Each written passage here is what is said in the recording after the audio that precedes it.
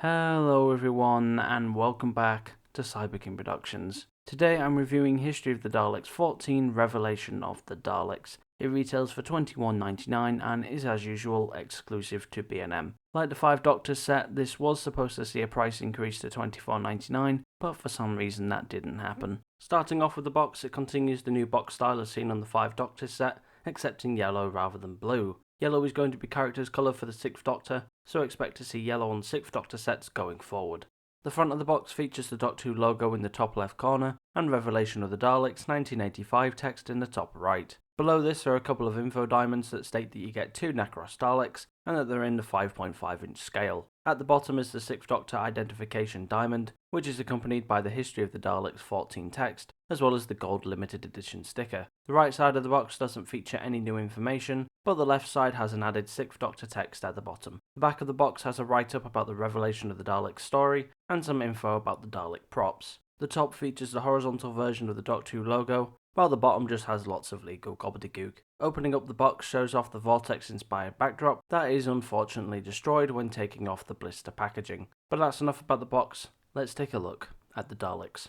So here are the Necros Daleks, and they look amazing. These are definitely the best and most accurate versions of the Necros Daleks. Both Daleks are identical, which makes this set a great army builder. The Daleks have an off-white and gold colour scheme, and feature some new tooling for the dome lights, eye stalk, and the front of the shoulder section. Starting off with the off-white dome, it features the new dome lights, which look great. They've been sculpted really well, with detail for the black base and various ridges on the transparent top. The off-white eye stalk is also new. It's much smaller than most classic eye stalks, has spaced out eye rings, and a black rounded eyeball with an indented iris and pupil. I think this eye stalk is really nice, and I think they did a great job capturing the look of it. Below the dome is the neck cage, which features nice sculpted detailing for the gold mesh behind the off-white neck rings. Underneath the neck cage is the gold ring that raises up the neck. Much like the Death Zone Dalek, this piece is great and really makes these Daleks stand out, especially compared to the older versions. The off-white shoulder section has the newer style of slats seen on recent Dalek figures.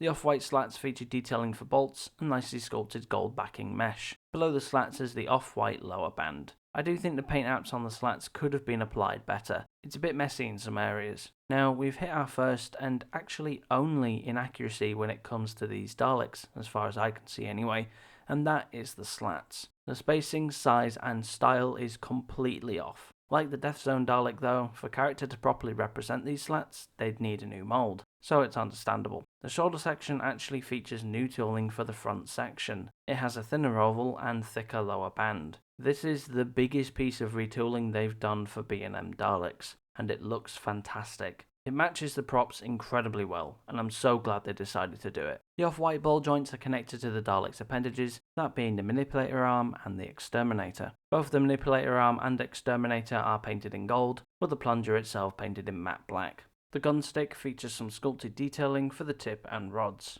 The off-white skirt features gold hemispheres, which sits on top of the off-white and black fender. The fender has a slightly recessed black inner edge, while underneath has the standard 3 wheels and legal gobbledygook. The white on the fender isn't applied that well. There's a noticeably large gap between the fender and the skirt that just isn't painted. They really dropped the ball when it came to some of the paint apps.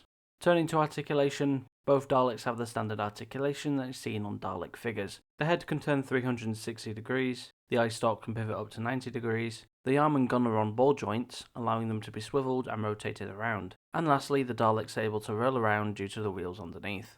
When comparing these Daleks to their older counterparts, there's some noticeable differences. Different eye stalk, different dome lights, raised neck section, thicker slats, thinner oval, thicker lower band, darker gold, and different fender. When doing a size comparison, you can see they fit really nicely in with other figures and other Daleks from the 5-inch range. So overall, what do I think about this set?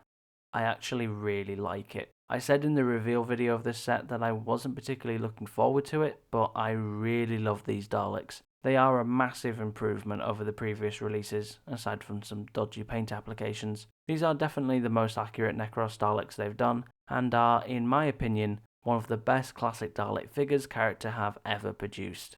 So that concludes this review. If you liked it, please leave a like and tell me what you think in the comments below. If you enjoy Doctor Who content, then make sure to hit that subscribe button so you don't miss any of my future videos, including games, reviews, and much more. Thank you all so much for watching, and until we meet again, Goodbye.